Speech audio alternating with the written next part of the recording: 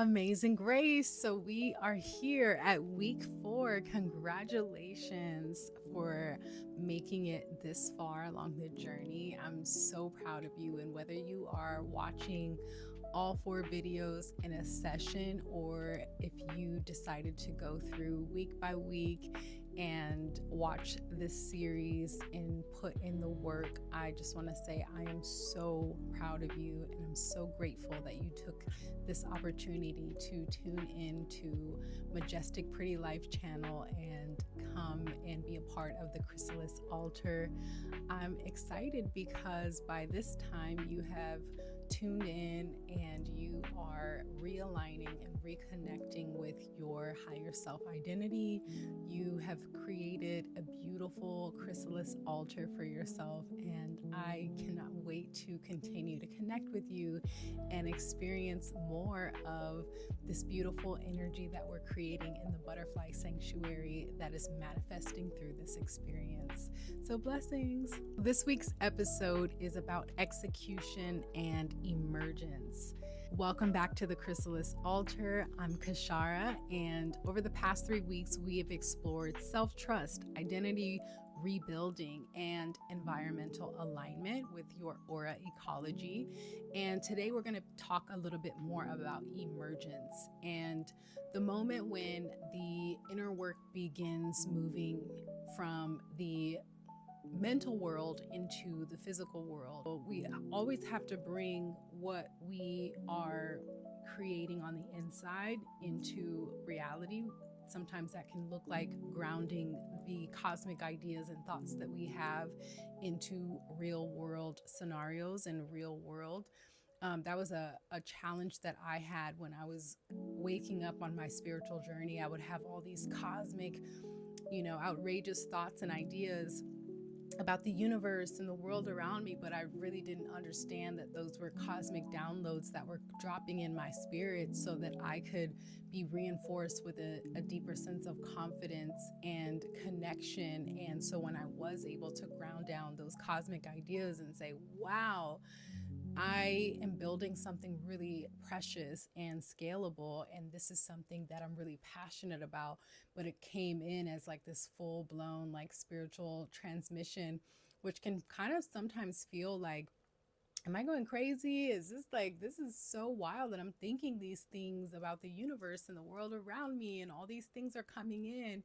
You're not crazy. Trust me, it's just a part of the process. When you start to activate parts of yourself, different parts of yourself will also start to wake up and remember and come into alignment with the woman that you are becoming.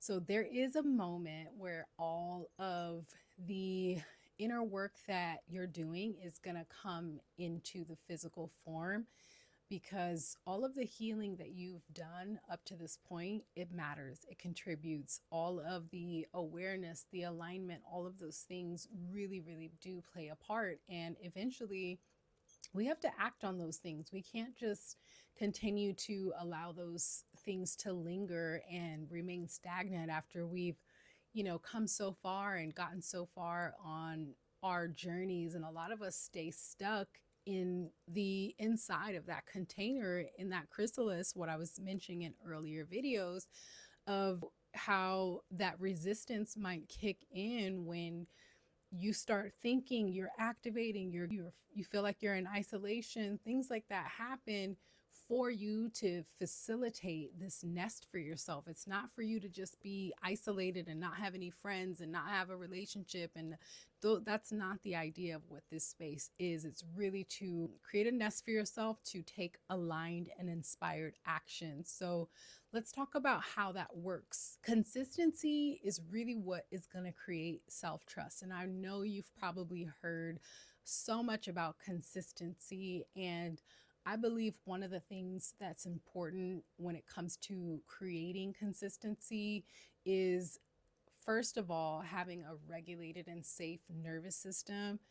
When you create safety in your nervous system, that is the very starting point of consistency. You cannot commit to being consistent if you have a lot of things going on in your life that need to be checked in and you have no energy left to actually show up and be the person that you are wanting to become. Consistency is important, but it's also important that you feel safe being consistent. To me, when I really think of consistency, it can be as simple as working out every day. Whatever it is, choose one thing that you can be really consistent in every single day for 30 days. Whatever it is, practice that one thing and start really general, because when you start saying, oh, I'm going to post 5 videos a day for 90 days, and 5 days in, you're like, oh my God, this is overwhelming. I'm burned out, blah, blah, blah. I'm spiraling.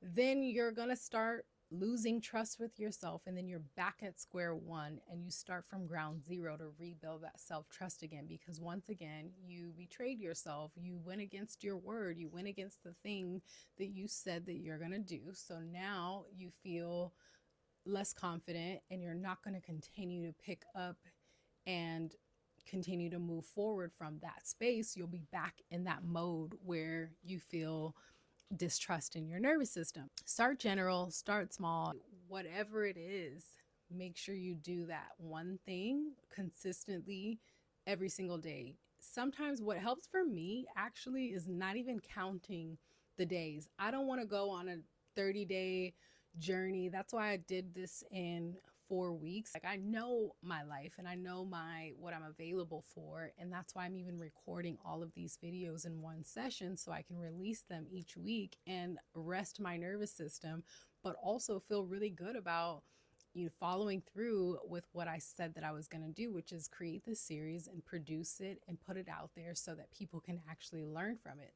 I also want to say that consistency is not about productivity. It's not about checking off all the things of your list. It's about integrity. It's every time that you say you're going to do something, keep your promise to yourself. Every time you strengthen your relationship with yourself through every workout, every journal entry, every difficult conversation, every aligned action with your values, these become evidence to your nervous system that you can trust yourself again, and you are safe in the knowledge that you are becoming the best version of yourself. So it's not about perfection. Don't try to create all these impossible activities for yourself to do. It's just like how we talked about in previous videos about creating that list of labors that you're going to do every single day. Sometimes a lot of those things can feel like, oh, it's just about productivity. Sometimes it can be something that you do. Take a walk every week at a certain place, or go get your nails done every once a month or whatever. It doesn't have to be something that requires you to show up every single day, because we're not wired to actually live our lives that way. It's something that we learn through social media and communication systems, that if we show up every single day, if we do this every single day, then this is going to be the result, because that's really not always the case. You have to be willing to put in the deeper work, which is to actually build self-trust. Discipline is a form of self-respect, and I look at self-respect as reverence to myself. I respect myself, but even more so, I have reverence for myself. Reverence is what protects you from lashing back out at the other person that may have lashed out at you, because not only do you respect them and yourself, but you have reverence for yourself not to allow yourself to get upset to a certain degree. If you think about discipline in terms of prayer, ceremony, intention, discipline is really there to support you to create devotional practices for yourself. The women who lead extraordinary lives aren't always the most talented. Sometimes they are just the most consistent and disciplined in their craft and in their work, and they're devoted to what it is that they believe in. Even when motivation disappears, the discipline is there to reinforce their identity that has been created over time. They understand that transformation happens through repetition and not intensity. You don't need to work out, lift heavy weights, and work out for 2 hours just to build healthy muscles and stay toned and fit. You can do that by taking walks and lifting light weights and doing yoga or stretching, and live a healthy life and create and build a healthy body doing those practices. So you don't need to have intense workouts. You can do low impact and still yield similar results, and probably even more sustainable ones. You can also build while you heal. There is nothing and no rule book that says that you're healing, so you just have to be locked in and focused on this and shut everything else down. No, I very much believe in actually doing the two simultaneously, because then you're creating from the origin of what you're actually going through. I like to write down reflections while I'm grieving, even, and the things that I'm learning and understanding through that process actually become medicine that I can now use and build things like the Chrysalis Altar, because I was able to plug in and still remember who I am even in the process. A lot of people think it's either this or that, and healing is black or white, but no, it's actually full of color. You can heal and be on a healing journey and still have a connection to your sovereignty, and two things can exist at the same time. You can be grieving and going through so much, but you can also be building worlds and creating dreams and monuments and pouring into your higher self and the dream life that you are creating for yourself. Don't think that you can't also heal and build that business, because you can do both. All you need to do is take the time out to slow down, and don't make it like, oh, I got to build this website, I got to do this. That's not what I mean. I mean that you can sit down and take a page in your journal and you can write down some of the ideas that are popping up, because a lot of times ideas will come while you are grieving. As we close this series, I want to leave you with one question. What if I truly committed from this day forward to becoming the best version of myself every single day? If that was my commitment, if I could just do one thing to pour into my future, to pour into the version of myself that I'm becoming, what would my life look like? What would happen in the next month, in the next year, in the next 30 days? What would be the manifestation? What would be the reward that I would receive? Think about what that reward is. Hold it as a treasure and trust and know that you are divinely supported and making manifest all of your heart's desires. I'm so grateful that you took this 4-week journey.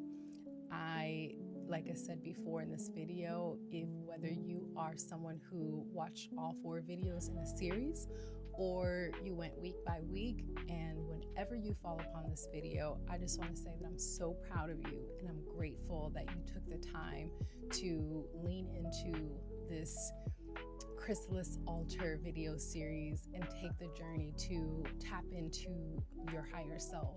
The life that you are envisioning is being constantly built through every single action, every single intention, every single mindful action and intention that you are pouring into.